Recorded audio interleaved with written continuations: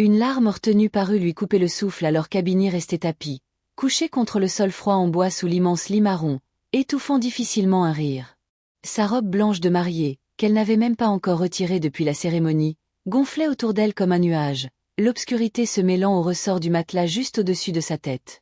Si Omari me voit comme ça, une petite ange sortant de sous le lit, il va faire une attaque cardiaque, pensa-t-elle en imaginant son nouveau mari entrer dans la pièce. Il fouillerait tous les coins, l'appelant avec inquiétude, jusqu'à ce qu'elle surgisse en criant. Surprise! Et il rirait jusqu'à en pleurer, comme autrefois. Avant, Omari était différent. Amusant, insouciant, avec des yeux lumineux et un rire contagieux. Il apparaissait sous sa fenêtre au milieu de la nuit avec une guitare acoustique, chantant du blues jusqu'à ce que les voisins commencent à crier et menacent d'appeler la police. Elle sortait alors en pyjama et chaussons en forme de lapin, et ils s'enfuyaient en courant comme deux adolescents, alors qu'ils avaient bien plus de 30 ans. La porte grinça. Mais au lieu des pas familiers de son mari, Abini entendit le claquement distinct des talons de sa belle-mère. Zola entra dans la chambre avec cette aura d'autorité qu'elle transportait toujours, comme si cet endroit était son territoire, son royaume, où elle seule régnait. « Oui, Chenise. Je suis rentrée », dit-elle dans son téléphone en s'asseyant justement au bord du lit sous lequel Abini était caché. Les ressorts gémirent, forçant la jeune mariée à se plaquer encore plus près du sol. « Non, tu ne te rends pas compte. » La fille s'est révélée très docile, trop même. Omari dit qu'elle est presque orpheline, que son père est une sorte de petit ingénieur dans une usine, quelqu'un qui survit comme il peut. Je suis allée seule voir l'endroit où elle vivait. Une hutte dans un immeuble délabré à 2 quarts. Une honte, vraiment. Mais maintenant, mon Omari a l'avantage. Le sang d'Abini se glaça. Docile. Orpheline. Son père était ingénieur, oui, mais pas n'importe lequel. Chef de conception chez Kinetic Design LLC, une firme du secteur de la défense, un homme modeste qui ne vantait jamais sa position. L'appartement vétuste appartenait en réalité à sa tante Clara, aujourd'hui décédée, et son père le conservait pour des raisons sentimentales parce qu'il y avait grandi. En vérité, il vivait dans une maison spacieuse de 3 chambres dans le riche quartier de Buckhead. Abini n'avait jamais ressenti le besoin de montrer cela à sa future belle-mère. « Tu comprends, Chenise, le plan est simple », poursuivit Zola. Abini entendit le déclic d'un briquet. Omari lui avait pourtant juré que sa mère avait arrêté de fumer depuis 10 ans. Ils vont vivre ensemble 6 mois, 1 an au maximum. Ensuite, Omari commencera à dire qu'ils ne sont pas compatibles. Je jouerai mon rôle, je dirai que la belle-fille ne me respecte pas, qu'elle répond, qu'elle ne sait pas cuisiner, que la maison est en désordre. Tu connais la routine. Ils obtiendront une séparation à l'amiable. Et le condo, qui est à son nom bien sûr, nous le réclamerons devant les tribunaux. Omari a mis l'argent, nous avons toutes les preuves conservées. Et la fille ne se battra pas. Qu'est-ce qu'une petite provinciale pourrait faire contre nous? Omari et moi avons tout planifié. Le téléphone sonna à nouveau. Oui, Omari. Je suis dans ta chambre. Non, ta jeune épouse n'est pas là. Elle est sûrement en train de fêter avec ses amis. Ne t'inquiète pas, elle ne peut plus s'échapper. Elle a la bague au doigt, le nom sur le papier. L'affaire est conclue. L'oiseau est en cage. Souviens-toi de ce qu'on a dit. Pas de faiblesse dès le premier jour. Elle doit comprendre qui dirige cette maison. Et ne cède pas à ses larmes ou à ses crises. Elles sont toutes pareilles. Tu leur donnes 1 centimètre, elles prennent 1 kilomètre. Roule prudemment, mon fils. Je vais rester un peu. Je vais fumer une cigarette. J'ouvrirai la fenêtre pour que l'odeur ne s'imprègne pas. On ne voudrait pas que ta petite femme commence à se plaindre. Abini, couchée sous le lit, sentit le monde s'écrouler autour d'elle. Ses mains tremblaient, non pas de froid, mais de dégoût, de colère et de trahison. L'homme à qui elle avait confié sa vie était une fraude, complice du plan de sa mère pour la dépouiller, et les signes avaient toujours été là. Elle se souvint d'Omari insistant pour que la maison soit mise seulement à son nom. « Bébé, ce sera plus simple pour les papiers, et tu te sentiras plus en sécurité. C'est ta maison », avait-il dit en embrassant son front. Et elle, l'imbécile, l'avait cru. Elle se rappela aussi les questions acérées de Zola sur sa famille. « Tu n'as personne d'autre ? Quelle tragédie ! La pauvre petite !» Ses regards, qu'elle avait pris pour de la compassion, n'étaient que calcul, l'instinct froid d'un prédateur évaluant sa proie. Zola se leva, marcha un peu, puis s'arrêta devant le miroir. « Ne t'inquiète pas, Chenise. Patience. J'ai supporté mon défunt mari pendant 30 ans jusqu'à ce qu'il finisse par casser sa pipe. Et maintenant, la maison, les propriétés et les comptes sont à moi. Il pensait que je n'étais qu'une campagnarde bonne à faire de la soupe. Que celle-ci croit la même chose. Encore mieux. Bon ma chérie, je te laisse. Je t'appelle demain pour te raconter comment s'est passée la première nuit des tourtereaux. S'il se trouve encore, bien sûr. Elle poussa un petit rire détestable et quitta la pièce. Abini resta immobile longtemps, incapable de bouger. Puis, lentement, elle se glissa hors de sa cachette, s'assit par terre et serra ses genoux contre elle. La robe était couverte de poussière. La doublure s'était déchirée, mais rien de tout cela n'avait d'importance. Ce qui comptait, c'était de décider quoi faire. Son premier réflexe fut de prendre ses affaires et de partir en robe de mariée au beau milieu de la nuit. Mais quelque chose de nouveau s'éveilla en elle, une détermination glaciale. « Non, mes chéris. Vous êtes tombés sur la mauvaise personne », murmura-t-elle en se levant. Dans son sac de mariage se trouvait son téléphone. Elle ouvrit rapidement l'application d'enregistrement vocal. Heureusement, elle avait commencé à enregistrer dès qu'elle avait entendu les pas de sa belle-mère, pensant au départ capturer la réaction d'Omari à sa petite blague. Maintenant, elle avait un atout. Mais un seul ne suffirait pas. Elle avait besoin de tout le jeu. Elle enfila rapidement un jean et un pull, rangea la robe dans le placard et s'assit devant son ordinateur. Omari ne serait pas de retour avant. Le premier appel fut pour son père, Camo. Malgré l'heure tardive, il répondit immédiatement. « Princesse, pourquoi tu ne dors pas? C'est ta nuit de noces, et tu m'appelles » dit-il avec un mélange de tendresse et d'inquiétude. « Papa, je dois te parler sérieusement. Tu te souviens quand tu avais proposé de mettre ta part de l'entreprise à mon nom ?» Il y eut quelques secondes de silence. « Abini, que s'est-il passé? Est-ce que cet idiot t'a fait quelque chose ?»« Papa, rien ne s'est encore passé, mais j'ai besoin d'une garantie. Est-ce que tu peux venir chez le notaire demain matin ? » « Bien sûr, ma petite fille. Et on transférera aussi la maison de tante Clara à ton nom. J'ai déjà les papiers prêts. »« Merci, papa. Je t'expliquerai tout plus tard. »« Pas besoin. Dès que j'ai vu cet Omari, j'ai su que c'était un charlatan. Et sa mère, n'en parlons pas. Mais tu ne voulais pas m'écouter. Tu étais amoureuse. »« Non, papa, je ne l'étais pas. » Le prochain appel fut pour Scylla, sa meilleure amie et avocate. « Scylla, je suis désolée de t'appeler si tard. J'ai besoin de conseils. Si un appartement est à mon nom et que je l'ai acheté avant le mariage, est-ce que mon mari a un droit dessus ? Abini, qu'est-ce qui se passe ? Tu penses déjà au divorce ? Ton mariage a eu lieu aujourd'hui. Scylla, réponds juste. S'il a été acheté avant le mariage et qu'il est à ton seul nom, c'est un bien séparé. Il ne pourrait réclamer quelque chose que s'il prouvait avoir investi de l'argent dans des rénovations ou des améliorations. Pourquoi tu demandes ? Je t'expliquerai demain. Tu peux passer chez moi vers 10 heures ? Bien sûr, ma belle. Tiens bon. La porte claqua. Omari était rentré. Henny, où es-tu ma chérie ? J'ai traversé toute la ville pour te retrouver, dit-il d'une voix tremblante, même si elle percevait désormais très clairement la fausseté derrière. Henny descendit les escaliers en essayant d'avoir l'air normal. Salut mon amour. Je rangeais un peu et j'ai changé de vêtements. Omari la prit dans ses bras et l'embrassa, et Abini dut faire un immense effort pour ne pas reculer. Pourquoi tu es si froide ? Tu as froid ? Je suis juste fatiguée. Allons dormir. Demain sera une grosse journée. Oui, on est en vacances pour 2 semaines. Oui, mais l'appartement est nouveau. Il faut qu'on l'organise. Au fait, ta mère est passée te chercher. Ma mère ? Pourquoi ? La voix d'Omari se crispa. Je ne sais pas. J'étais sous la douche. J'ai juste entendu la porte. Peut-être qu'elle a laissé un cadeau. Ils allèrent se coucher et Omari s'endormit immédiatement. Abini, en revanche, resta les yeux grands ouverts, planifiant. Elle avait 2 semaines de vacances pour tout mettre en place. Durant ce temps, elle devait réunir des preuves, protéger ses biens, et donner à ses escrocs une leçon qu'ils ne seraient pas près d'oublier. Et elle savait exactement comment s'y prendre. Le lendemain matin, Omari la réveilla d'un baiser. « Bonjour, Madame Ramos, fredonna-t-il.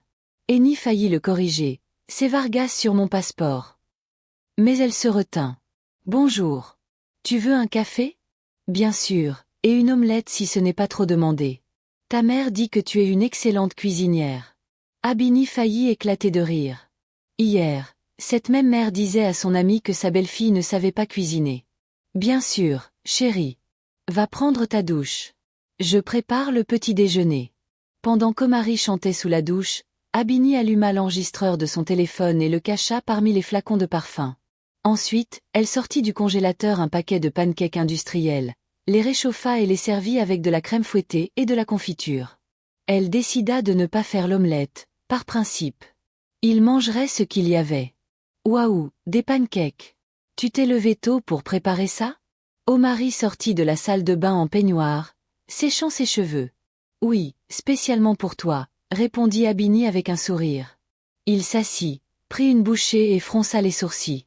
C'est bizarre, un peu caoutchouteux. C'est une nouvelle recette.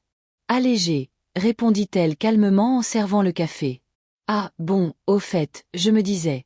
Et si tu me mettais sur les papiers du condo, tu sais, pour que je puisse gérer les travaux ou les démarches avec le syndic. Abini prit une gorgée de café, tirant volontairement le moment en longueur. Et pourquoi tu aurais besoin de ça? Je peux tout gérer. Ou tu penses que je n'en suis pas capable? Non, bien sûr que tu peux. Mais bon, je suis l'homme, le chef de famille. Bien sûr, chérie. On en reparlera plus tard. J'ai rendez-vous avec une amie aujourd'hui. Quelle amie? Demanda-t-il d'un ton méfiant. Scylla, tu la connais. On devait se voir depuis longtemps. Ah, elle. Très bien, mais ne rentre pas tard. Maman vient dîner. Prépare quelque chose de bon. Abini sourit. Bien sûr, mon amour. Elle aime quoi? Elle mange de tout, mais fait un effort. La première impression est importante. Si Omaris avait l'impression que sa mère avait déjà laissé, il aurait probablement avalé de travers son pancaque. Mais Abini se contenta de hocher la tête. Bien.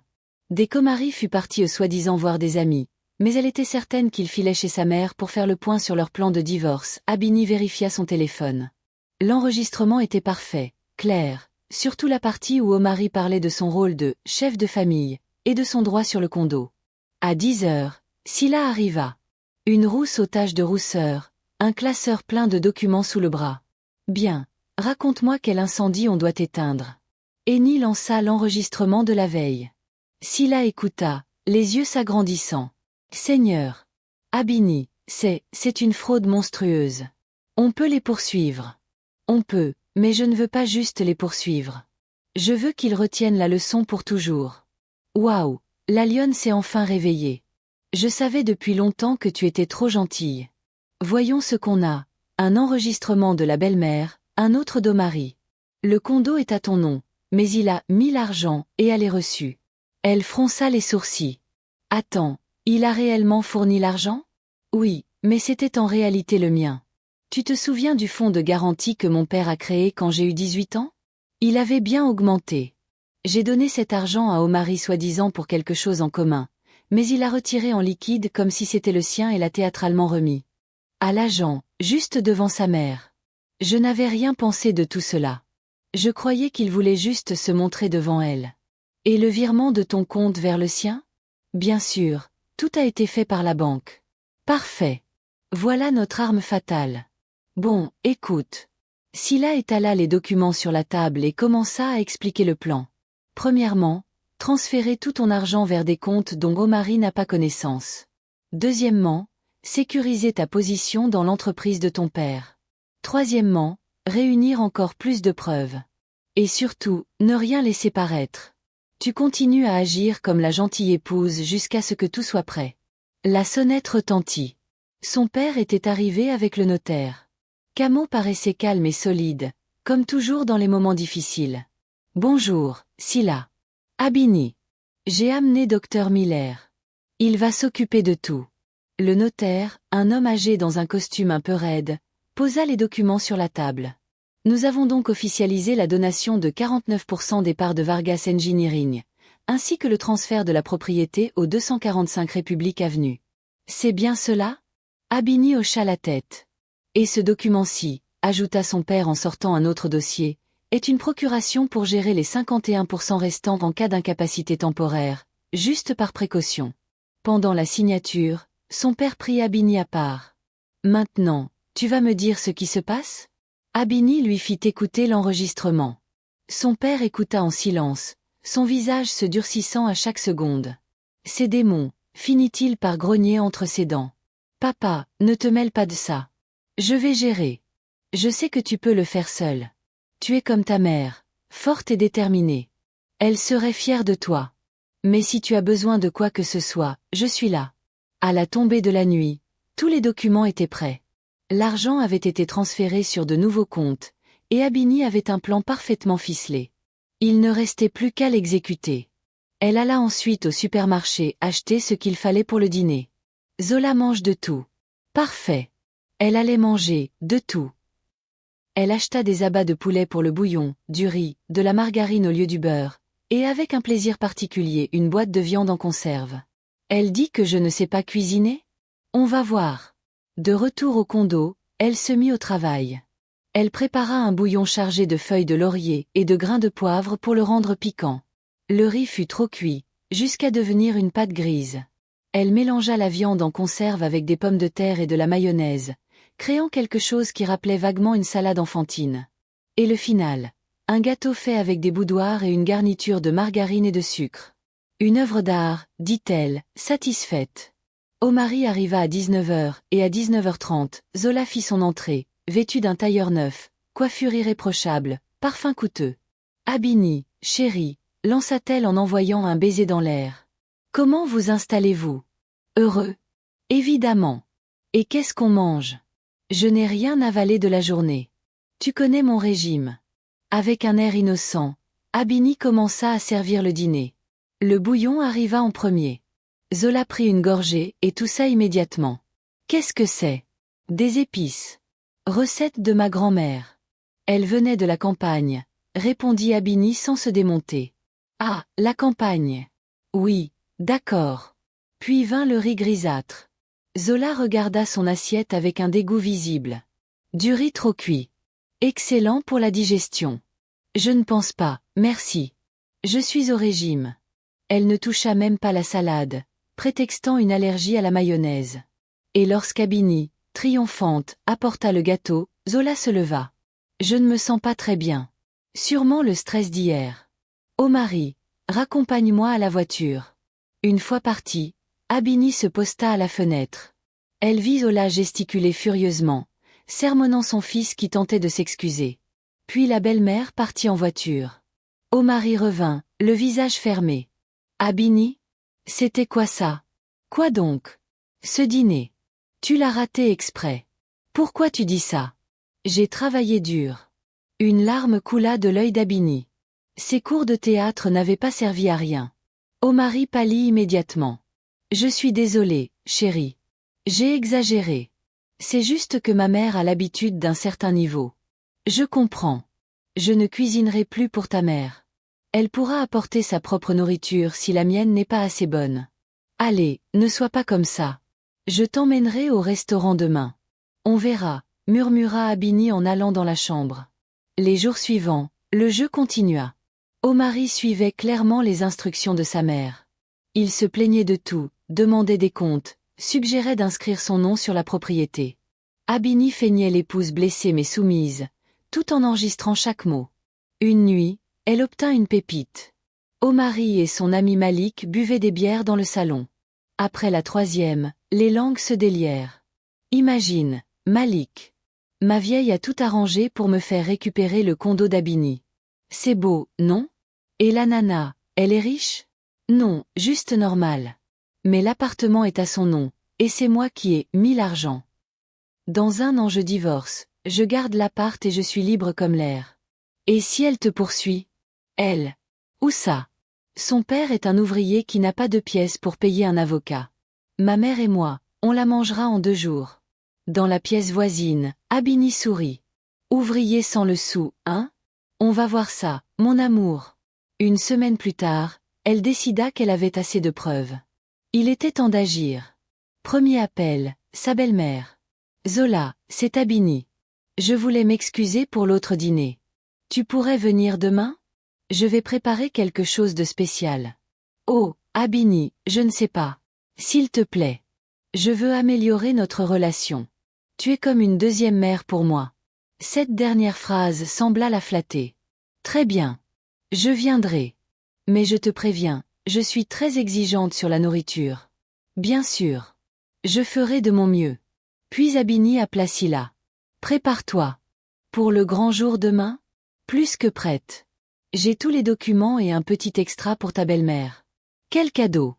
Tu verras. Ça va être un vrai coup de théâtre. Ce soir-là, Abini dit à Omari que sa mère avait reçu l'invitation. Sérieusement, maman vient après ce dîner. Je l'ai rassurée. Je lui ai dit que je voulais qu'on s'entende. Très bien. C'est la bonne attitude. Maman aime qu'on la respecte. J'ai remarqué. Et, Omari, et si on invitait encore quelques personnes? Tes amis, par exemple. Pourquoi? Pour rendre ça plus vivant. Un dîner de famille. Hachem, bonne idée. J'inviterai Malik et sa femme, Talia et Amar. Maman sera contente. Parfait. Le lendemain, Abini se donna à fond. Elle commanda de la nourriture à une bonne traiteur, arrangea la table avec soin et acheta même des fleurs. Les invités arrivèrent à 19 heures, d'abord Malik et Talia, puis Amar, et enfin Ola. Oh, c'est magnifique, dit la belle-mère, surprise. Abini, félicitations. Voilà un vrai standard. Tout le monde s'assit à table, les toasts et les compliments commencèrent. Zola se leva et raconta des anecdotes sur l'enfance d'Omari. Souviens-toi, Omari, quand tu avais 7 ans et tu disais que tu voulais seulement une princesse. Maman, s'il te plaît. Eh bien, c'était un joli rêve pour un enfant. Bien sûr, tu n'as pas eu de princesse, mais Abini n'est pas mal non plus. Cette remarque, pas mal non plus, resta en suspens dans l'air. Abini se leva. Ami, je veux porter un toast à notre famille. Que règne toujours honnêteté, confiance et amour parmi nous. Tout le monde leva son verre. Puis Abini continua. Et maintenant, je veux vous montrer quelque chose d'intéressant. C'est un enregistrement que j'ai fait la veille de notre mariage. Elle sortit son téléphone et lança l'audio de Zola parlant au téléphone. Le silence tomba sur la salle. Seule la voix de la belle-mère sortait des haut-parleurs. Le plan est simple. On s'éloigne après une dispute et on garde le condo. Zola pâlit. Omari bondit. Abini? Qu'est-ce que c'est? Où as-tu eu ça? Oh, mon cher mari. J'étais caché sous le lit. Je voulais te piéger, mais il semble que vous êtes ceux qui vous êtes fait avoir au final. C'est un piège. S'écria Zola. C'est faux. Vraiment? Et ceci est-il faux aussi? Abini lança l'enregistrement d'Omari parlant à Malik. Talia regarda son mari avec dégoût. Et ce n'était pas tout. La sonnette retentit. Sila entra, un classeur à la main. Bonsoir. Je suis l'avocate Sila Brox. Zola, ceci est pour vous. Elle lui tendit une enveloppe. Zola la prit avec des mains tremblantes. Qu'est-ce que c'est? Une plainte officielle. J'ai fait quelques investigations. Il se trouve que la vie après la mort de ton défunt mari n'était pas aussi simple qu'il n'y paraissait. C'est drôle, un homme prospère meurt soudainement d'un infarctus, puis sa femme met tous les biens à son nom. Et au fait, il n'y a eu aucune autopsie. Tu as insisté pour la crémation, mais j'ai le témoignage d'une assistante qui t'a vu injecter quelque chose dans la perfusion de ton mari. C'était un bluff. Un bluff complet. Mais Zola ne le savait pas. Elle devint encore plus pâle et s'affaissa dans sa chaise. Ce n'est pas vrai. Je n'ai rien fait. Je n'ai pas tué mon mari et je n'ai pas planifié de voler ma belle-fille. Omari était paralysé. Maman, ce qu'elle dit sur papa est vrai? Omari, mon fils, tout cela est mensonge. Ton père était malade et mettre tout à ton nom était pour toi, pour que tout te revienne. Et l'appartement avec Abini était également pour toi. Abini se tourna vers son mari. Omari, voici les documents, le transfert de mon compte au tien, l'argent que tu as utilisé pour payer le condo, c'est mon argent. Et voici la déclaration fiscale de mon père, grand architecte dans une entreprise de défense, avec un revenu qui ferait sortir les yeux de ta mère. Et voici les documents pour notre propriété entière à Atlanta, pas ce taudis en banlieue que ta mère est allée inspecter. Et tu sais quoi d'autre? Je pourrais appeler la police maintenant et vous dénoncer tous les deux pour fraude, mais je ne le ferai pas. Pourquoi? Demanda Omari à voix basse. Parce que je ne suis pas comme vous. Je vais vous donner une chance. Zola partira maintenant. Elle s'en ira et ne reviendra jamais dans ma vie ou dans celle d'Omari.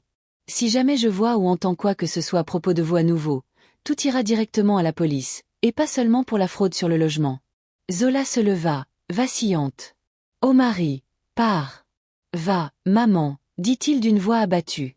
Pars simplement. La belle-mère claqua la porte en sortant. Les invités étaient sous le choc. Talia fut la première à réagir. Malik, nous partons aussi. Et nous allons parler à la maison de ton implication dans tout ça. Ils partirent. Ammar fit un adieu maladroit et disparut. Il ne resta plus qu'Abini, Omari et Sila. Abini? Comment ça, Omari? Ne dis rien. Range juste tes affaires et pars. Nous demanderons le divorce demain. Mais, ne pourrions-nous pas essayer de réparer? Réparer quoi, Omari? Que tu m'as trahi. Que tu as conspiré avec ta mère pour me voler. Que tu pensais que j'étais une campagnarde naïve. Non, chérie. On ne répare pas ça. Omari alla silencieusement faire ses valises.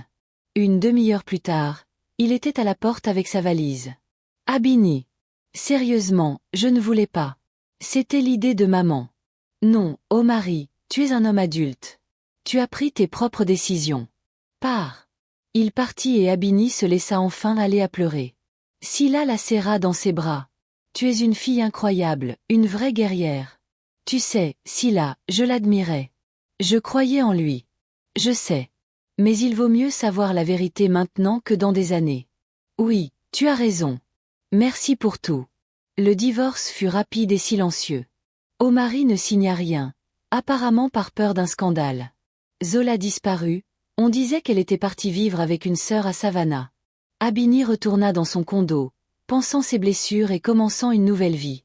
Des mois plus tard, Abini était dans un café avec Sila, prenant un café et riant d'une blague, lorsqu'un homme grand, large d'épaules, aux yeux couleur miel et au sourire ouvert et chaleureux entra. Il se dirigea vers le comptoir et commanda un café. À ce moment précis, leurs regards se croisèrent. Il lui sourit et hocha la tête.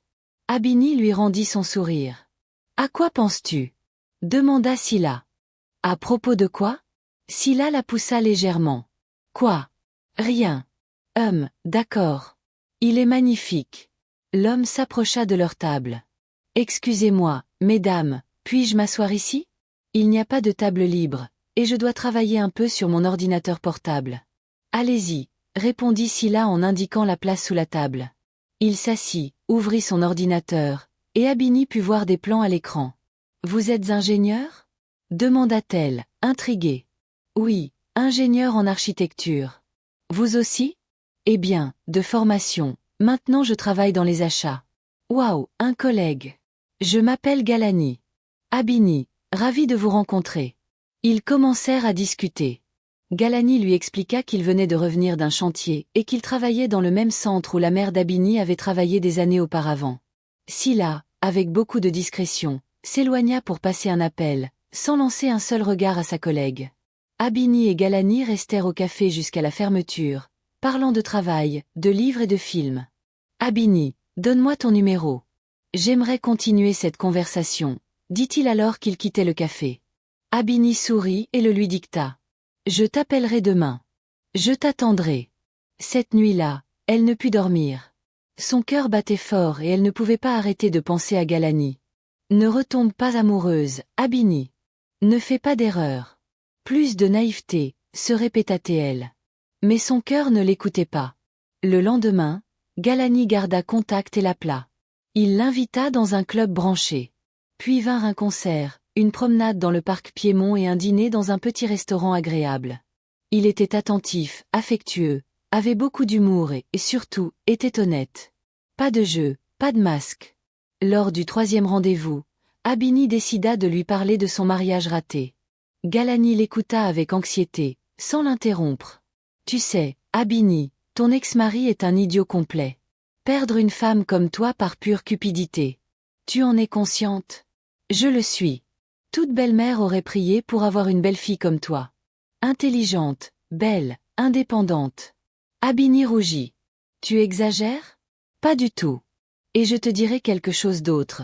Je suis content qu'il ait été idiot. Sinon, je ne t'aurais jamais rencontré. » Quelques années plus tard, Galani la présenta à sa mère, Nala, une femme douce et accomplie, professeure d'art. Nala l'accueillit comme une fille. « Galani m'a tellement parlé de toi. Je suis si heureuse de rencontrer une femme qu'il respecte et admire, dit-elle. Autour d'un thé, Nala raconta des anecdotes amusantes de l'adolescence de Galani tandis qu'il rougissait et lui demandait de ne pas l'embarrasser. L'atmosphère était chaleureuse, familière et pleine de tendresse. Un jour, en se promenant en ville au coucher du soleil, ils croisèrent Omari. Il était avec une autre femme. Il avait l'air déprimé, maigre et triste. Voyant Abini au bras de Galani, il s'arrêta. « Eni. Bonjour, Omari. Tu vas bien ? Merci, toi aussi. » C'était un mensonge, mais Abini ne voulait pas lui faire de mal. Je voulais m'excuser pour tout. Inutile. Tout cela est derrière nous. Ma mère est partie pour de bon. Nous n'avons aucun contact. Je suis désolé, dit sincèrement Abini. Pour toutes les trahisons, surtout qu'une mère peut toujours faire mal. Omari acquiesça et continua son chemin. Sa compagne lui posait des questions et il répondait à peine. « Ton ex ?» demanda Galani. « Oui. Veux-tu en parler ? Non, c'est le passé. J'ai le présent et le futur. » Elle le regarda et sourit. Galani lui prit la main.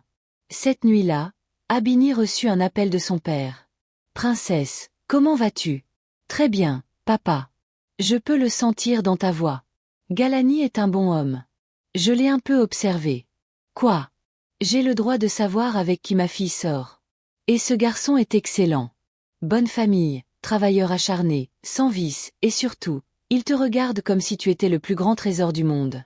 Papa, s'il te plaît, je dis juste la vérité. Prends soin de lui et de toi aussi. 6 mois plus tard, Galani la demanda en mariage lors d'un geste tendre mais simple, à la maison. Il sortit une bague et dit « Eni, épouse-moi. Je veux me réveiller à tes côtés chaque matin. Je veux avoir des enfants qui te ressemblent. Je veux vieillir à tes côtés. » Abini rit et pleura en même temps avant de dire oui. La cérémonie fut simple, entourée uniquement de famille et d'amis, sans faste ni spectacle. Silla fut demoiselle d'honneur et pleura tout au long de la cérémonie. « Je suis si heureuse pour toi, ma fille. » La mère d'Abini la guida vers la sortie et murmura. « Ta mère serait si fière de toi. Tu es aussi capable qu'elle. » Nala pleura de bonheur en serrant sa nouvelle belle-fille. « Bienvenue dans la famille, ma fille. » Cette nuit-là, après le départ des invités, Abini et Galani s'assirent sur la balustrade de leur maison, buvant un café blanc et regardant les étoiles. « Tu sais, Abini, dit-elle, je crois que tout cela valait la peine. Que veux-tu dire ? Cette histoire, si elle n'était pas arrivée, je ne t'aurais jamais rencontré. Le destin ? Sourit Galani. Je n'y crois pas. Je crois que nous construisons notre vie. Mon ingénieur intelligent, dit-elle en souriant. Allons dormir. Allons-y. Mais tu sais quoi ? Je ne me cacherai plus jamais sous un lit, dit-elle en riant. Ils rirent et rentrèrent à l'intérieur. 1 an plus tard, Abini était chez le médecin et ne pouvait pas croire ce qu'elle entendait. Félicitations, vous êtes enceinte de 8 semaines. Elle quitta la clinique comme dans un rêve. Elle et Galani allaient avoir un bébé. Elle sortit son téléphone pour l'appeler, mais se retint. Cette nouvelle devait être donnée en personne. Cette nuit-là, elle prépara un beau dîner et enfila la même robe que lorsqu'il lui avait proposé. Galani rentra du travail, et en voyant la table dressée et sa femme habillée, fut surpris. « Ai-je oublié un rendez-vous ? Un anniversaire ? J'ai une bonne nouvelle, dit-elle. Quelle nouvelle ? Elle lui tendit l'image de l'échographie. Galani la regarda quelques secondes, puis leva les yeux, incrédule. C'est réel. Oui, c'est réel. Il la prit dans ses bras et la fit tourner. Je vais être père, Abini, mon amour. Nous allons être parents. Les mois suivants passèrent rapidement. Galani prenait soin d'elle comme si elle était faite de verre, comblant tous ses caprices. Ayant envie de fraises à 3 heures du matin, il courait jusqu'au commerce le plus proche de la ville pour les acheter. Des nausées à cause de l'odeur du café ? Le café avait disparu de la maison. Nala tricotait des chaussons et des vêtements pour bébé, et le père d'Abini avait commandé le meilleur berceau du marché.